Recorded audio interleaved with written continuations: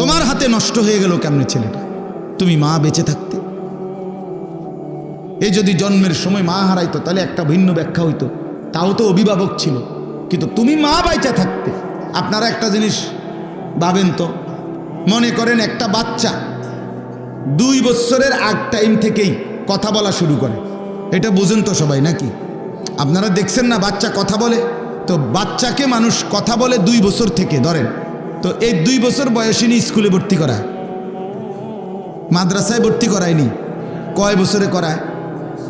সর্বোচ্চ 6 ধরেন, 5-6 বছর, এর আগে তো না, 6-7 বছর। আচ্ছা 6 বছরে আমি ধরলাম, তাহলে 6 বছর বয়সে কোথাও ভর্তি করা, কিন্তু বাচ্চাটা কথা বলতেছে তো 2 বছর বয়সে, তাহলে 2 বছর থেকে নিয়ে 6 বছর, এই মাঝখানের এই 4 বছর এই বাচ্চাটা কথা বলে না? কথা কন না কেন? তাহলে এই 4টা বছর তারে কথাবার্তা চলাফেরা শিখাইবার কি কারো দায়িত্ব নেই? এই সেটা মা, সেই দায়িত্বটা মার। এই 6 বছরে যদি কেউ তার বাচ্চাকে কোনো কিছু নাই শিখাইলো, তো এই 4 বছর আগের থেকে ফোলাটা কথা কয় কেন? বাচ্চাটা কথা বলে কেন তাইলে বলেন? কথার কথা, আমার 2.5 বছরের বাচ্চা মেয়ে, সে তো আলহামদুলিল্লাহ কলেমা পড়তে পারে, লা ইলাহা ইল্লাল্লাহ বলতে পারে, আউযুবিল্লাহি মিনাশ শাইতানির রাজিম এটা কইতে পারে, বিসমিল্লাহির রহমানির রহিমটা বলতে পারে, ভাইঙ্গা ভাইঙ্গা কয় আর একটু করে কয়। তো এটা তো তার ঘরে ওই বাচ্চার মা, আমার বিবি, তার বোন, মানে আমার বড় মেয়ে, তো তারা একটু করে শিখাইতেছে। তাহলে এদের দায়িত্ব নাই? তো মারা দায়িত্ব পালন করে কই? মারা জিন্দিগি বানায় নিছে, তাদের সাজগোজ, গহনা অলংকার, নিজের শরীরের কাপড় চোপড়, এইটা যথাসম্ভব বাজার মার্কেট থেকে কিনা, আর বাকি টাইম রান্না বান্নার অতিরিক্ত তারা নাটক, সিনেমা, টেলিভিশনের সামনে কিংবা নিজ মোবাইলে এই টিপতে থাকা, এ খালাস, এই জিন্দিগি। তো সন্তানকে গড়বে কে? ছেলেটাকে কে গড়বে? মেয়েটাকে কে জীবন সাজিয়ে দিবে? আরবি ভাষায় প্রবাদ আছে, হিদুনুল উম্মাহাত মাদ্রাসাতুল বানাত, মায়ের কোল সন্তানের পাঠশালা, সন্তানের বিদ্যালয় মায়ের কোল। মায়ের কোলে বাচ্চা দিন শিখে, মায়ের কোলে বাচ্চা আল্লাহ চিনে, মায়ের কোলেই বাচ্চা আখিরাত চিনে। আজকে এই বাঁধন ছাড়া হয়ে যাওয়ার কারণে 16 বছরের মুসলমানের ছেলে একটা সূরা শুদ্ধ বলতে পারে না, আহারে ব্যর্থতা। ওফ, এত সুন্দর মুসলমানের বাচ্চা 14 বছর, 16 বছর, 18 বছর আল্লাহর কোরআনের একটা সূরা শুদ্ধ করে পড়তে পারে না। এর চাইতে বড় ব্যর্থতা, আমাদের লজ্জা, লাঞ্ছনা আর কি হইতে পারে? কোরআনুল কারীমের সূরা হজ্জের 34 নম্বর আয়াত আল্লাহ তাআলা ইরশাদ করেন, ওয়ালিকুল্লি উম্মাতিন জাআলনা মানসাকান। আল্লাহ তাআলা বলেন, প্রত্যেক জাতির, সর্বযুগে সর্বকালে প্রত্যেক উম্মতের জন্য আমি আল্লাহ নির্ধারণ করেছি মানসাক। এটা একটা আরবি শব্দ, অর্থটা কি আমি বলতেছি এখন, বাকি আগে এই কথাটা বোঝেন যে সকল নবীর আমলে একেবারে আদম থেকে নিয়ে সর্বযুগেই আল্লাহ বলেন, আমি উম্মতের জন্য, মানুষের জন্য, জাতির জন্য, সব যুগের মানুষের জন্য নির্ধারণ করেছি মানসাক। এখন মানসাক মানে কি? এটা একটা আরবি শব্দ, কোরআনের শব্দ, এই যে এখানে আছে, ওয়ালিকুল্লি উম্মাতিন জাআলনা মানসাকান। প্রত্যেক জাতির জন্যই আমি আল্লাহ নির্ধারণ করেছি মানসাক। এই শব্দটা কোন? তো মানসাক বলেন।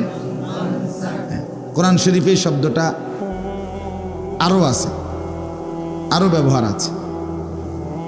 সূরা বাকারার মধ্যে আছে, ইব্রাহিম আলাইহিস সালাম ইসমাইল আলাইহিস সালামকে নিয়ে আল্লাহর ঘর কাবা পুনরায় নির্মাণ করেছিলেন।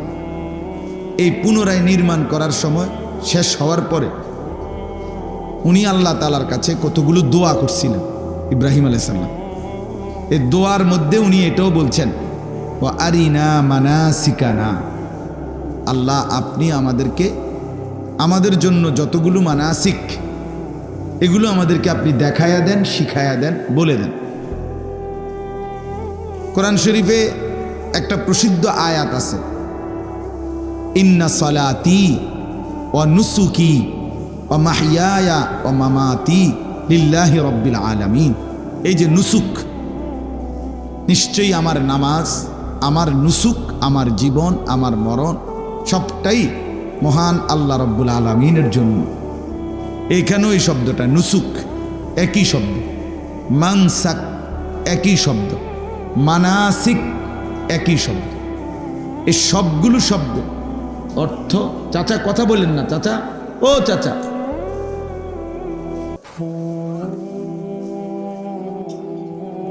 এই শব্দগুলোর অর্থ তিনটা। এই তিনটা অর্থ, এই মানসাক, মানাসিক, নুসুক, এই শব্দ তিনটা এর একই, মানে তিনটা করে অর্থ। এক নাম্বার অর্থ হইল কোরবানি। তাহলে বোঝা গেল অর্থ কি হবে? আল্লাহ বলেন প্রত্যেক উম্মতের জন্য, প্রত্যেক জাতির জন্য আমি আল্লাহ কোরবানি নির্ধারণ করেছি, এটা যদি অর্থ হয়। দুই নাম্বার, এই শব্দটার দ্বিতীয় অর্থ হলো হজ। তাইলে অর্থ কি দাঁড়াইল? প্রত্যেক জাতির জন্য আমি আল্লাহ হজ্জের বিধান রেখেছি। তিন নাম্বার অর্থ হইল ইবাদত। ইবাদত, আমরা নামাজ, রোজা, হজ, জাকাত, জিকির, তেলাওয়াত এগুলোর ইবাদত বলি না, এই ইবাদত। তাহলে অর্থ হইল কি?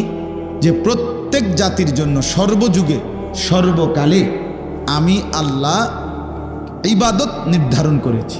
অর্থাৎ আমি আল্লাহর ইবাদত করতে হবে না এমন কোনো জাতি আমি বানাই নাই, এমন কোনো মানুষ আমি আল্লাহ বানাই নাই। কোনো মানুষকে কোনো যুগে কোনো কালে মানুষ বানাইছি, অথচ আমার ইবাদত করতে হয় নাই বা বলি নাই বা চাই নাই আমি, এমন হইতে পারে না। ইবাদতবিহীন মানুষ হয় না, মানুষ ইবাদত ছাড়া থাকতে পারে না। এই জন্য যে মানুষ ইবাদত করে না, আল্লাহর বন্দিগি করে না, সে কোনো মানুষ না, সে কোনো মানুষ না। সে জন্তু জানোয়ারের একটি আইটেম, এক প্রকার। গরু ছাগল যেমন জন্তু, এটাও একটা জন্তু, এটাও এক ধরনের প্রাণী। ছাগল 4 ঠ্যাংওয়ালা আর এটা 2 ঠ্যাংওয়ালা, ওই শুধু ঠ্যাং 2টা কম, এতটুকু। নাই তো এটাও এক ধরনের কি জন্তু, এটাও একটা প্রাণী। এই জন্য আমি প্রায় বলি, যেমন গরু ছাগলকে যেমন বলে ডোমেস্টিক অ্যানিমেল, মানে গৃহপালিত প্রাণী।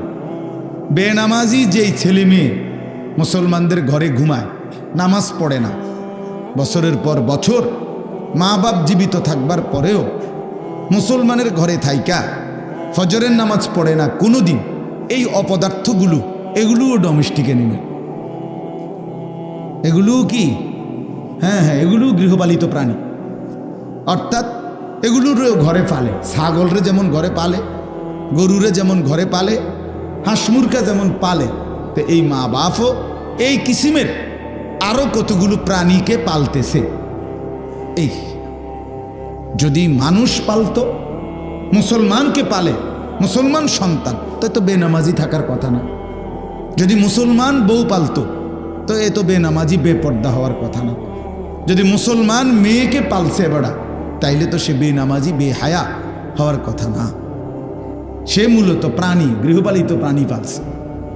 তার বাড়ির মধ্যে গরু পালে, ছাগল পালে, হাঁস পালে, মুরগা পালে, তো কিছু অপদার্থ বেনামাজি বেহায়া এগুলোরও পাল, এগুলারে ভাত খাওয়ায়, আর ওরারে আপনার ওই কল্লি ভুসি খাওয়ায়, আর এগুলারে ভাত খাওয়ায়।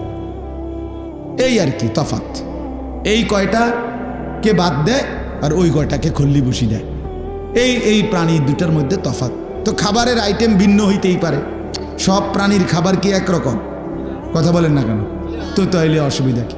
খাবারের আইটেম ভিন্ন ভিন্ন হইতেই পারে, কিন্তু মানুষ পালে সন্তান। আমার ভাই মোবাইলটা হাতের থেকে নামায় ফেলে, মোবাইলটাই যদি ধরে রাখেন তো শুনবেন কি, বুঝবেন কি, বুঝবেন কি? এই জিন্দিগি মানে এক সেকেন্ড জীবন মোবাইল থেকে আলাদা হইতে চায় না। দুশ্মন এইভাবে আমগরে মাথার ঢুকায়, মানে এটারে মোবাইল দিয়ে প্লাস্টার করে দিছে মাথাটা একসাথে। আজকে দুশ্মন আমাদের মাথাটাকে মোবাইলের ভিত্তিতে বাইন্ধে দিছে, অর্থাৎ 24 ঘন্টা জীবনের সমস্ত কিছু, আনন্দ বেদনা, ভালো মন্দ, হাসি কান্না, নেক কাজ গুনার কাজ, জিডা পাইবা কোনো কিছুই মোবাইল থেকে আলগা করবা না। হুজুর দেখলো ছবি উড়াইবা, বেড়ি দেখলো ছবি উড়াইবা, খালা মসজিদ দেখলো উড়াইবা, মন্দির দেখলো উড়াইবা। বুঝেন না কথা?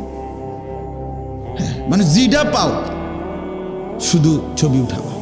মোবাইল মোবাইল ছাড়া চলবে না এক মিনিট, ভালো হোক মন্দ হোক যেটা হোক। এটা এই যে এক মানসিকতা আমাদের, এটা আমাদের অধপতন, এটা আমাদের পরাজয়, এটা আমাদের ব্যর্থতা, অনেক বড় ব্যর্থতা। কেউ আপনার এটা বুঝতেই চায় না যে আমরা ধীরে ধীরে কোন দিকে যাচ্ছি। এই মোবাইল শেষ পর্যন্ত আমাদেরকে কোথায় নিয়ে যাবে? এই ছেলেদেরকে কই নিয়ে যাবে? মেয়েদেরকে কোথায় নিয়ে যাবে? আহা, কত লক্ষ পরিবারের সব কিছু এলোমেলো হয়ে আছে। স্ত্রী উল্টা চলে, স্বামী উল্টা চলে, মেয়ে উল্টা চলে, ছেলেটা উল্টা চলে। সব কিছুর পিছনে দেখবেন এই বড় মোবাইল, মোবাইলের আসক্তি সব পুরা ফ্যামিলিটাকে, হাজার হাজার কোটি কোটি ফ্যামিলি তছনছ করে দিছে। কেউ কারো বাঁধন মানে, কারোর সাথে কারো কোনো সম্পর্ক কিচ্ছু নেই। ফোলার মতো, মাইয়া মাইয়ার মতো, বাফের মতো, বেড়ি বেড়ির মতো। বেড়ি ওই এ ঘরের হে ঘরের বেড়িতে লগে আড্ডা দেয়, এবড়া গিয়া সাদোয়ানে আড্ডা দেয়, পোলায়নের সমবয়সীদের সাথে আড্ডা দেয়, মেয়ের সমবয়সীদের সাথে আড্ডা দেয়। সবাই আলাদা আলাদা আলাদা আলাদা। এটাই পরিবার? এটারে বুঝি পরিবার বলে? আল্লাহ তাআলা মা বাবা ছেলে মেয়ে এই বন্ধন এই জন্য দিছেন যে যার মতো চলবে। বলেন বাস্তবতা কি? ইনসাফের কথা কি? এভাবেই কথা ছিল। বাপের চুল একরকম, ফুতের চুল আরেক রকম, মার বোরকা একরকম, জির বোরকা আরেক রকম, শাশুড়ির বোরকা একরকম, ফুতের বউয়ের বোরকা আরেক রকম। হ্যাঁ, বাপে যায় মসজিদে, ফোলা যায় আপনার শয়তানের আড্ডায়। এটা কেমন কথা বাপ? এভাবে ছুটে গেলাম কেন? আমরা টোটালি ফ্যামিলি ছিন্ন ভিন্ন করে দিচ্ছি, সবাই আলাদা হয়ে গেছে। বাপের সামনে ছেলেটা নষ্ট হইতেছে, এবার কোনো মাথা ব্যথা না। মায়ের সামনে মেয়েটা নষ্ট হয়ে যাচ্ছে, মার কোনো টেনশন নেই। এবারই বুঝে মাইয়া যে ফোলার লগে কথা কয়, মেয়ে যে আপনার চরিত্রহীন হয়ে যাচ্ছে এটা বুঝে। এটা মানুষের চেহারা দেখলেই তো বুঝে। কারণ আপনার মেয়ে 14 বছরের 16 বছরের মেয়েটা এতটা সাইজা গুইজা রঙ্গে ঢঙ্গে কই যায় আপনি বুঝেন না? কারে দেখাইতে যায়, কারে দেখাইতে যায়? সে কি এটা বোঝে না? মা বোঝে না? এটা মা সিরা খায়? বলেন ইনসাফের কথা হলো এটা। আজকে এই বড় মোবাইল আইসা শেষ আমাদের পুরা আপনার ফ্যামিলি তছনছ করে দিছে। সবাই আলাদা হয়ে গেছে, প্রত্যেকে। একটা বাসে উঠে দেখেন, আমার কথা আপনি বিশ্বাস করলে দেখেন, একটা বাসে উঠতে দেখেন আপনি প্যাসেঞ্জার যদি 30 জন হয় বাসে, কেউ কারোর লগে কথা কয় না, সবাই যার মোবাইল নিয়ে কি দেখি। আপনি যেখানে যান দেখবেন ওইটা কি মনে যেন প্রত্যেকেই আলাদা আলাদা। আগে কিন্তু এই বাসে বইয়ে লগের সিটের বেড়ার লগে পরিচয় হইতে হইতে বন্ধুত্ব হয়ে গেছে, পরে তার বাইক বেড়াইতে গেছে, সবসময় কথাবার্তা হইছে। মানে মানুষে জিগাইতো আপনি বাড়ি কই, হ্যাঁ কি করেন, তারপরে কোত্থেকে আসছেন, এইভাবে পরিচয় করতো। এখন আর করে না। একদম না। আপনার ফেসাব করতেছে, আমিই দেখছি ফিলিং স্টেশনে যেখানে গ্যাস লয় তেল লয় ওইখানের ফেসাবখানায় হেইতে ফেসাব করে খাড়াইয়া মুতে, এইখানেও ফেসাব করে নিচে দিয়া এন্দিয়া মোবাইলটা হাতে টিপতেছে। আর কি পরিমাণ অপদার্থ! তুমি আসো জুয়েল, মানে দুঃখে বলেন না, মানে হাইওয়ান কি এরকম হাইওয়ান হয়? মানুষ কি এত ফালতু হয়, এত বাজে হয় মানুষ? আস্তাগফিরুল্লাহ, সারাক্ষণ এটার থেকে আলাদা হতেই চায় না, এটাকে আযাব মনে করে। মোবাইল থেকে 1 মিনিট যদি আমি আলাদা থাকি আমি মরে যাব,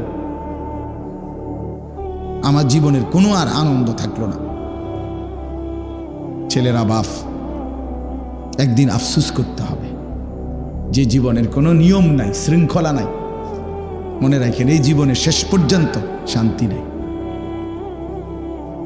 এটাই বাস্তবতা। একদিন না একদিন হতাশায় ভুগতে হবে, আফসোস করতেই হবে, আজ কিংবা কাল করতেই হবে, কোনো সন্দেহ নেই। দেখবেন দেখতে দেখতে অসংখ্য ছেলেপেলের জীবন নষ্ট হয়ে গেছে, কোনো না কোনো দুষ্ট মানুষের খপ্পরে পড়ে, অসৎ বন্ধুর খপ্পরে পড়ে বরবাদ হয়ে গেছে। হয় মদে আসক্ত, নয় জুয়াতে আসক্ত, নয় কোনো মেয়ের প্রেমে ফান্দে আটকায় পড়ছে, আর নাই তো আড্ডা দিতেছে, খেলতামাশা করতেছে, ঘুরতেছে, টাকা চুরি করতেছে, চুরি করে বাটপারি করে নিয়া বন্ধু বান্ধবের আড্ডায় হাজার হাজার টাকা শেষ করে। আমার কাছে কিছুদিন আগে এক ছেলে আসছে, সে বলতেছে, হুজুর আমি 1 বছরে আমার বাবার 45 লক্ষ টাকা আলগা উড়ে এনেছে বন্ধু বান্ধবদের আড্ডায়, শেষ। এক ছেলে আমার কাছে আসছে উত্তরবঙ্গের ওদিক থেকে, আইসা বলতেছে, হুজুর আমি আপনার বাবার এই ফার্নিচারের দোকান, কাঠের এই ফার্নিচারের দোকানের বাবার পুঁজি 2.5 লাখ 3.5 লাখ টাকা সবটা আমি গোপনে নিয়ে জুয়া খেললা শেষ করে গেছি। এখন আমার আব্বা আমারে বাড়ির থেকে বের করে দিছে, আমার আর কোনো কুল কিনারা নাই, আমি কি করব বলেন? অর্থাৎ তুই নিজেও বরবাদ হইলি, তোর বাপের পুঁজি শেষ করে বাপেরও পথে বসাই দিলি, বাপারও শেষ করে দিলি।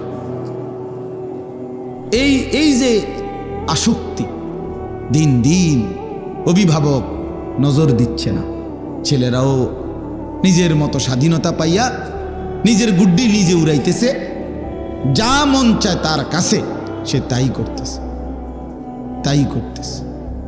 এতে করে একদিন, বিশ্বাস করে, একদিন এমন জায়গায় গিয়ে থামবে আর ফিরতে পারবে না। নদীর কিনারায় পৌঁছে গেলে, পিছলা খাইয়া পড়ে গেলে আর উঠতে পারবে না। আল্লাহ তাআলা আমাদেরকে বুঝ দান করেন। এই যে কয়জন ছেলে বসছো ভাই, এটা বোঝা উচিত।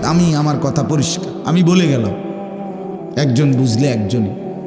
তুমি তোমারই নিয়ে ভাইব, আসলে যেভাবে যে চলতেছ এটা সুন্দর কিনা, আসলে এটা বুদ্ধিমানের কাজ কিনা, এতটুকু যদি কারো ভাবনা না আসে তো তুমি তো প্রতিবন্ধী, তুমি তো পাগল, তুমি তো মাথা খারাপ, মানসিকভাবে ভারসাম্যহীন।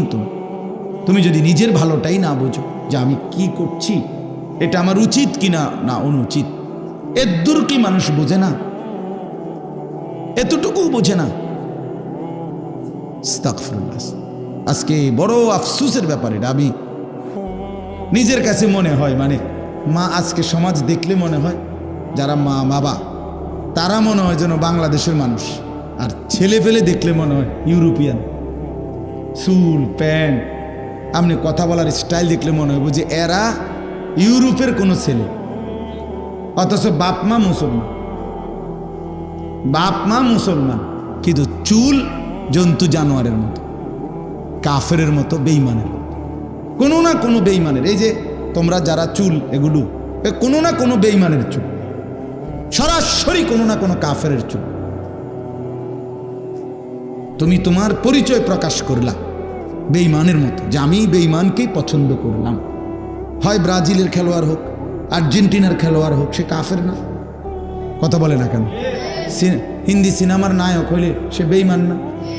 তো তো তাহলে তুমি তোমার চেহারা দিয়ে কি প্রমাণ করবে? ভাইয়া বলো, তুমি যে মুসলমান না এটা কি প্রমাণ হলো না? বলে দাড়িবিহীন একজন মুসলমান নিজেকে কি প্রমাণ করে?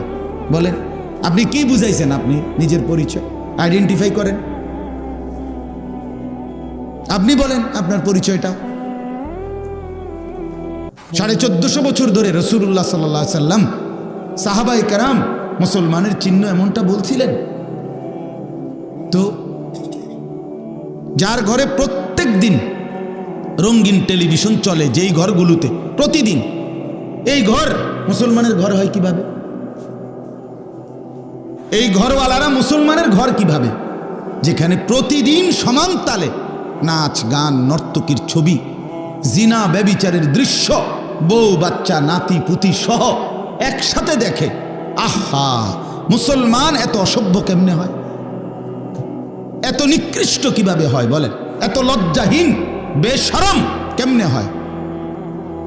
আপন ঘরে, নিজ ঘরে নারী নাচে, ফুর্তি করে, জিনা ব্যভিচারের দৃশ্য নাটক সিনেমায় দেখাইতেছে, এগুলো তার বউ বাচ্চা দেখতেছে, এই বেড়া সংসার করে। হে মুসলমান, আহা, আস্তাগফিরুল্লাহ, আস্তাগফিরুল্লাহ।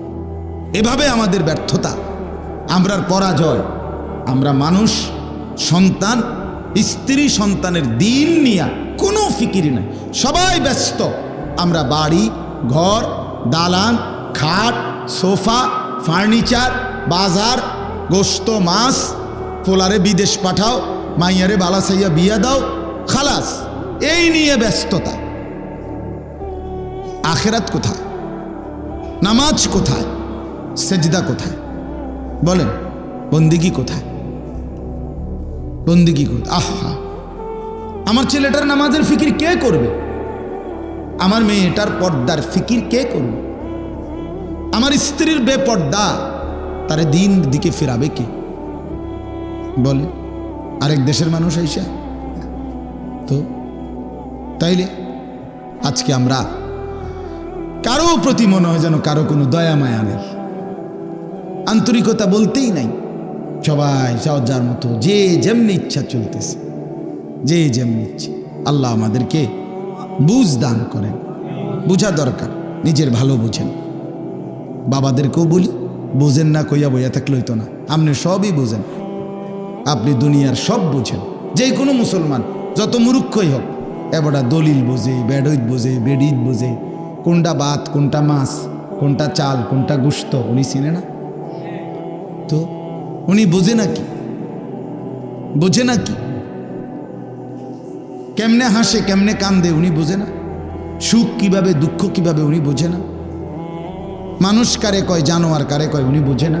চরিত্রবান কাকে বলে, চরিত্রহীন কাকে বলে এটা বোঝে না? ছেলেটা মানুষ হইল না জানোয়ার হইল, এটা মানুষ বুঝি বোঝে না। এটা না বুঝার কি আছে? আল্লাহ আমাদেরকে মাফ করে দেন। চলেন, তো এই জন্য বললাম, অলিকুল্লি উম্মাতিন জাআলনা মানসাকান। আল্লাহ তাআলা বলেন প্রত্যেক জাতির জন্য আমি মানসাক রেখেছি। তা মানসাকের কয় অর্থ হইল? 3 অর্থ। এক অর্থ হইল কুরবানি। বলেন তো 1 নম্বর অর্থ কি? 2 নম্বর অর্থ হইল হজ।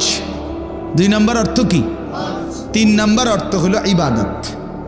তাহলে কোন জাতি, আল্লাহ বলেন সকল জাতির জন্য আমি কোরবানি রেখেছি, কোরবানির হুকুম।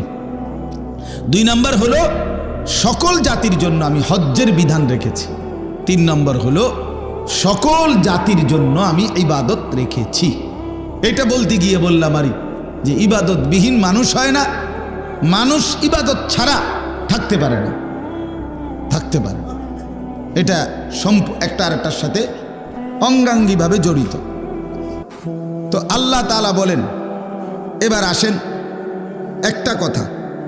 আল্লাহ তাআলা বলেন এই যে 3টা অর্থ কুরবানি সকলের জন্য সর্বযুগে কেন আমি চালু করলাম, হজ সর্বযুগে কেন আমি বিধান দিলাম, কিছু না কিছু ইবাদত সর্বজাতির জন্য কেন আমি দিলাম। আল্লাহ বলেন লিয়াযকুরুসমাল্লাহ, এই সবটা দিয়ে যেন আমার স্মরণ আমি আল্লাহর জিকির, আমার নাম বান্দা যেন উচ্চারণ করে।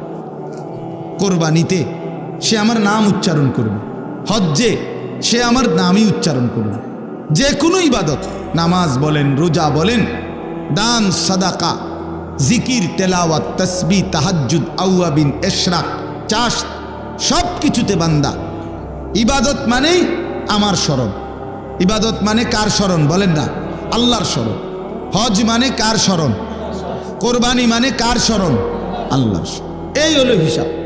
আল্লাহ তাআলা বলেন লিয়াযকুরুসমাল্লাহ, বান্দা যেন আমার নাম উচ্চারণ করে। আল্লাহর চাওয়া, আল্লাহ তাআলা আমাদেরকে বানাইছেন বাপ। ছেলেরা তোমরাও শোনো ভাই, জীবনটা বরবাদ করে দিও না, এভাবে হেলে ফেলে নষ্ট করে দিও না। এখনো তো কয়েকজন ছেলে আইসা বসলা, কিন্তু মাগরিবের নামাজ তো পড়ো নাই। আমি তো বুঝি ভাইয়া, চেহারা দেখলেই তো তোমার মতো অপদার্থ রে চিনা যায় রে ভাইয়া। বেনামাজি তো জানোয়ারের মতো চেহারা, এটা বুঝাই যায়। বেনামাজি যে বেশরম, বেহায়া, নির্লজ্জ, এটা বুঝাই যায়। চেহারা দেখলেই বোঝা যায় ভাইয়া। নামাজ যে পড়ো নাই, তো এটা বয়ান শুনে কি ফায়দা হবে? কি লাভ হবে? কি ফায়দাটা হবে? মাগরিবের নামাজ ওয়াক্ত তো চলে যাচ্ছে, এশার নামাজের ওয়াক্ত হবে, সবার কথা মনে পড়ে, সবাইরে ভাল লাগে। আল্লাহকে কেন ভাল লাগে না? সবার কম বেশি মানুষে আবদার রক্ষা করে, তা আল্লাহ তাআলার আবদারটুকু কেন রক্ষা করে না? কেন? এই এখানে যারা নামাজ পড়ো নাই, ছোট বাচ্চা বাদ দিলাম, 12, 13, 14, 15 বছরের থেকে শুরু করে আপনারা যারা ছেলেরা, তোমরা বলো ভাইয়া কেন নামাজ পড়লা না? আল্লাহ আমাদেরকে মাফ করে দেন। আরে বন্ধু, এটা বোঝা উচিত যে নামাজ পড়ে না সে প্রচণ্ড ঘৃণিত আল্লাহর কাছে। বেনামাজি আল্লাহর কাছে সাংঘাতিক ঘৃণিত, তারে কুত্তা পর্যন্ত পছন্দ করে না। বেনামাজিকে কুত্তাও পছন্দ করে না, কুত্তাও থুতু মারে, শুকরও দেখলে থুতু মারে। আমি একজন বড় বুজুর্গের জবানে বয়ান শুনছি, আরজিব বয়ান, হযরত মাওলানা নজরুল ইসলাম কাসেমি সাহেবের বয়ান। কি বলছে জানেন?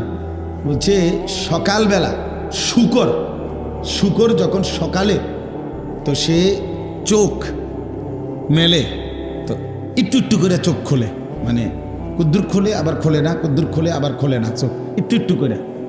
তো উনি বলছে যে বুজুর্গরা বলছে শুকর আল্লাহকে বলে, আল্লাহ চোখ খুলতাম নি, একটু একটু করে আল্লাহ যেন কোনো বেনামাজি সামনে না পড়ে, এই জন্য একটু একটু করে চোখ খোলে, একটু একটু করে চোখ।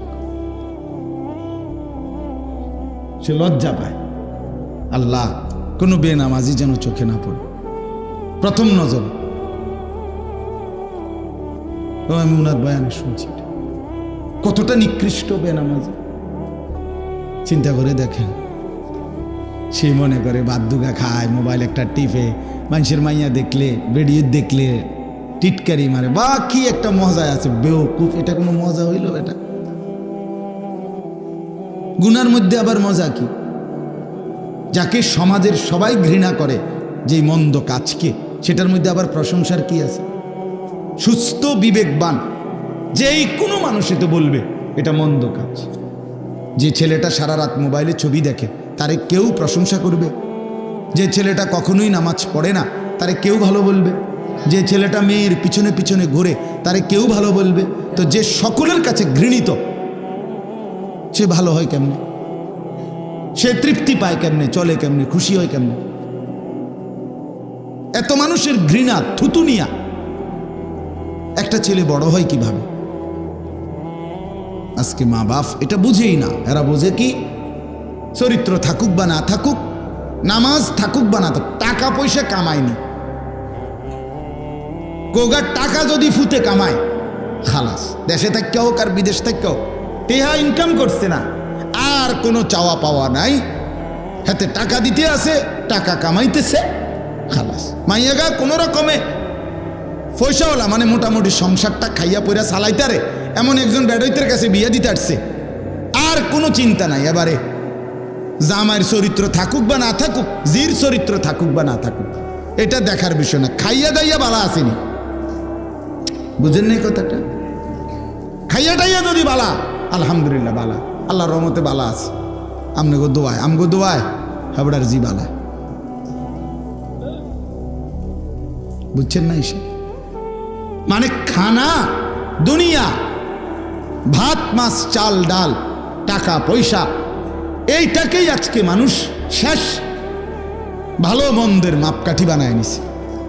ভালো আছে খানা দানায়, ভালো নাই খানা দানায়, অর্থাৎ টাকা পয়সা কামাই করে না, ভালো নাই। কি অবস্থা জেডা ফোলাগার কি না লাইনে নাই, ভালো নাই, কি না সারে না ফুসে ইনকাম নেই, এই টাকা হিসাব, টাকা হিসাব, এই হলো হিসাব। এটাই বুঝি কথা, এটাই বুঝি মুসলমান। আল্লাহ তাআলা কোরআন, এই এত বড় কোরআন 30 পারা নাজিল করলেন এই জন্য। রাসূলুল্লাহ সাল্লাল্লাহু আলাইহি ওয়াসাল্লামের 23 বছরের মেহনত এই জন্যই, এই খামখেয়ালির জন্যই। মা বোনদেরকেও বলি, মায়েরা আপনারাও ভাবতে শিখেন। মা, একটা গুরুত্বপূর্ণ কথা মনে রাখবেন, রাসূলুল্লাহ সাল্লাল্লাহু আলাইহি ওয়াসাল্লাম বলেন, প্রত্যেক ঘরের মহিলা, সরাসরি নবী বলছে, একেবারে মুত্তাফাক আলাই হাদিস, বুখারী মুসলিমের হাদিস, সাল্লাল্লাহু আলাইহি সাল্লাম বলেন, ওয়াল মারআতু রাঈয়াতুন ফি বাইতি যাওজিহা ওয়া ওয়ালাদি। প্রত্যেক ঘরের স্ত্রী, নারী, ওই ঘরে তার স্বামীর ঘর, ঘরের আসবাবপত্র এগুলো, এবং ওই ঘরে স্বামীর যে সন্তান, তার ছেলে মেয়ে, এগুলো এদের জিম্মাদার। মাও জিম্মাদার, স্ত্রীও জিম্মাদার। ওয়াহিয়া মাসউলাতুন আনহুম। নবী সাল্লাল্লাহু আলাইহি সাল্লাম বলেন, এই নারীকেও কিয়ামতের ময়দানে তার ঘরে এই তার বাচ্চা কাচ্চাদের ব্যাপারে, ছেলে মেয়েদের ব্যাপারে হাসরের ময়দানে জিজ্ঞেস করা হবে। তোমার হাতে নষ্ট হয়ে গেল কেমনে ছেলেটা, তুমি মা বেঁচে থাকতে। এই যদি জন্মের সময় মা হারাইতো তাহলে একটা ভিন্ন ব্যাখ্যা হইতো, তাও তো অভিভাবক ছিল, কিন্তু তুমি মা বেঁচে থাকতে। আপনারা একটা জিনিস ভাবেন তো, মনে করেন একটা বাচ্চা 2 বছরের আগ টাইম থেকেই কথা বলা শুরু করে, এটা বুঝেন তো সবাই নাকি? আপনারা দেখছেন না বাচ্চা কথা বলে? তো বাচ্চাকে মানুষ কথা বলে 2 বছর থেকে, ধরেন তো এই 2 বছর বয়সে নিয়ে স্কুলে ভর্তি করায়, মাদ্রাসায় ভর্তি করায়নি। কয় বছরে করায়? সর্বোচ্চ 6, ধরেন 5-6 বছর, এর আগে তো না, 6-7 বছর। আচ্ছা 6 বছরে আমি ধরলাম, তাহলে 6 বছর বয়সে কোথাও ভর্তি করা, কিন্তু বাচ্চাটা কথা বলতেছে তো 2 বছর বয়সে, তাহলে 2 বছর থেকে নিয়ে 6 বছর, এই মাঝখানের এই 4 বছর এই বাচ্চাটা কথা বলে না, কথা কন না কেন? তাহলে এই 4টা বছর তারে কথাবার্তা চলাফেরা শিখাইবার কি কারো দায়িত্ব নেই? এই সেটা মা, সেই দায়িত্বটা মার। এই 6 বছরে যদি কেউ তার বাচ্চাকে কোনো কিছু নাই শিখাইল, তো এই 4 বছর আগের থেকে ফোলাটা কথা কয় কেন? বাচ্চাটা কথা বলে কেন তাইলে বলেন? কথার কথা, আমার 2.5 বছরের বাচ্চা মেয়ে, সে তো আলহামদুলিল্লাহ কলেমা পড়তে পারে, লা ইলাহা ইল্লাল্লাহ বলতে পারে, আউযু বিল্লাহি মিনাশ শাইতানির রাজিম এটা কইতে পারে, বিসমিল্লাহির রহমানির রহিমটা বলতে পারে, ভাইঙ্গা ভাইঙ্গা কয় আর একটু একটু করে কয়। তো এটা তো তার ঘরে ওই বাচ্চার মা, আমার বিবি, তার বোন, মানে আমার বড় মেয়ে, তো তারা একটু একটু করে শিখাইতেছে। তাহলে এদের দায়িত্ব নাই? তো মারা দায়িত্ব পালন করে কই? মারা জিন্দিগি বানায় নিছে, তাদের সাজগোজ, গহনা অলংকার, নিজের শরীরের কাপড় চোপড়, এইটা যথাসম্ভব বাজার মার্কেট থেকে কিনা, আর বাকি টাইম রান্নাবান্নার অতিরিক্ত তারা নাটক, সিনেমা, টেলিভিশনের সামনে কিংবা নিজ মোবাইলে এই টিপতে থাকা, এ খালাস, এই জিন্দিগি। তো সন্তানকে গড়বে কে? ছেলেটাকে কে গড়বে? মেয়েটাকে কে জীবন সাজিয়ে দিবে? আরবি ভাষায় প্রবাদ আছে, হিদুনুল উম্মাহাত মাদ্রাসাতুল বানাত, মায়ের কোল সন্তানের পাঠশালা, সন্তানের বিদ্যালয় মায়ের কোল। মায়ের কোলে বাচ্চা দিন শিখে, মায়ের কোলে বাচ্চা আল্লাহ চিনে, মায়ের কোলেই বাচ্চা আখিরাত চিনে। আজকে এই বাঁধন ছাড়া হয়ে যাওয়ার কারণে 16 বছরের মুসলমানের ছেলে একটা সূরা শুদ্ধ বলতে পারে না। আহারে ব্যর্থতা। ওফ, এত সুন্দর মুসলমানের বাচ্চা 14 বছর, 16 বছর, 18 বছর আল্লাহর কোরআনের একটা সূরা শুদ্ধ করে পড়তে পারে না। এর চাইতে বড় ব্যর্থতা আমাদের, লজ্জা, লাঞ্ছনা আর কি হইতে পারে? কি হইতে পারে বলে? এর চাইতে বড় আফসোস, পরাজয় আর কি আমাদের? এই জন্য ভাইয়া ধীরে ধীরে আমি তো প্রায় বলি রে বাপ, ইনসাফের দৃষ্টিতে যদি কেউ ব্যাখ্যা করে তাহলে হালাত, ফিলিস্তিন সারা জীবন নির্যাতিত হবে, রোহিঙ্গা সারা জীবন নির্যাতিত হবে, আর আমরা সারা জীবন এই আরামে থাকমু, এটার কি নিশ্চয়তা? হ্যাঁ, আমরা সবাই জোনায়েদ বাগদাদি নাকি? আমরা বেড়িয়ে সব রাবেয়া বসরি না? তো ফিলিস্তিন আজীবন নির্যাতিত হবে মুসলমান, আপনি আজীবন সুখেই থাকবেন, কার থেকে পাইলেন এই নিশ্চয়তা বলেন? এখনকার ছেলেরা যেই হারে বেনামাজি, এরা যেই হারে মোবাইল টিপতেছে, এরা নিজেদের মুসিবত নিজেরা টাইনে আনতেছে না? নিজেদের বিপদ নিজেরা। বেটা তোমাদের তোমগরে বলি, বেটা তোমাকে বাপ দাদার চোখের পানি, আগের মুরব্বীদের কান্নার বরকতে আজকে হয়তো তোমরা এই পর্যন্ত ভালো আছো, কিন্তু তোমাগো এই অব্যাহত যদি, তোমরা যদি এই অবস্থায় এক ওয়াক্ত নামাজ পড়তে মন না চায়, সারাদিন মোবাইলে নারী ছবি, নাচ, গান আর আড্ডা দিতে মন চায়, তো তোমাদের পরবর্তী 50 বছর পরের জেনারেশন, তাদের তো তোমরাই হবা দাদা, তোমরাই হবা বাবা, তো তারা কি পাবে তখন বলেন? নামনে একটা হিসাব মিলান। বাংলাদেশের স্বাধীনতার বয়স কি 200 বছর, 100 বছর? তো 50-এর চাইতে একটু বেশি হয়েছে। তাহলে একটা দেশ স্বাধীন রাষ্ট্রে মাত্র অর্ধ শতাব্দী, 50 বছর যাইতে না যাইতেই যদি প্রজন্মের এই নতুন জেনারেশনের এত অধপতন, তা আগামী 50 বছর পরে, হ্যাঁ আগামী 30 বছর পরে কোথায় দাঁড়াবে গিয়া? এরা এই যারা এক ওয়াক্ত নামাজ পড়ে না, এরা এদের ছেলে মেয়ে কেমনে গড়বে? যারা সারাক্ষণ মোবাইলে নারীর নাচ, গান, ছবি দেখে, তার সন্তান বাঁচাবে কিভাবে? কথা বলেন। আজ হোক কাল হোক এই ছেলেরাই তো বিয়ে করবে ইনশাআল্লাহ, আল্লাহ হায়াত দিলে এদের সন্তান হবে আল্লাহ চাইলে। তো তখন কি হবে? জীবন মানে শুধু ফুর্তি? জীবন মানে, জিন্দিগি মানে কি শুধু ফুর্তির নাম? জীবন মানে শুধু নাচানাচি? জীবন মানে শুধু কক্সবাজার? আল্লাহ আমাদেরকে বুঝ দান করে। সবাই একসাথে বুঝবে না আমরা জানি, এরপর আমরা বলি। অর্থ হইল এই হাজারো ছেলের ভিতরে, হাজারো বাবার ভিতরে 1-2জনও তো বোঝে, ভাবে, উনার আশায় বলি। 1 লাখ মানুষের মধ্যে একজন শুনবে, একজন একটু হলেও ভাববে যে হায় আমি কি করছি, একজনের আশায় অপেক্ষায় আছে। ওর জন্য অপেক্ষা করি, ওর কথা ভাবি যে সে বদলাবে, তার জীবন সুন্দর হবে। আলহামদুলিল্লাহ আমরা হতাশ না।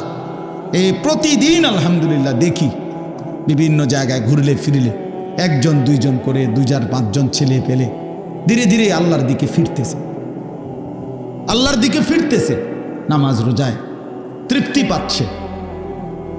অসংখ্য ছেলে, আমি বর্তমান সময় আমার এটা অভিজ্ঞতা, আলহামদুলিল্লাহ, গুনাহ করতে করতে, অশ্লীলতা করতে করতে আর তৃপ্তি পাচ্ছে না, মজা পায় না। আর কতক্ষণ মোবাইল টিপবার, কত বেডি চাইব? চাইতে চাইতে যদি সে শরীরটা শেষ করে লায়, এরপরেও তো সে বুঝে একটা পর্যায়ে যে আমি তো আসলে পাবো না এগুলা। এই আস্তে সে হতাশ হয়ে যায় যে আর কি, আর ভাল লাগে না, গুনাহ করতে করতে আর ভাল লাগে। কিন্তু এক মোমেন্ট সুবহানাল্লাহ, ইবাদত করতে করতে কখনোই বিরক্ত হয় না যে আর কত ইবাদত করতাম। সে বোঝে আরেকটু করি, আরেকটু কষ্ট করি, আরেকটু নামাজ পড়ি, আরও একবার জিকির করি, বিনিময়ে আখেরাতে জান্নাত মিলে যায়। এই জন্য নাফরমান তৃপ্ত হয় না, ইমানদার তৃপ্ত হয়ে যায়।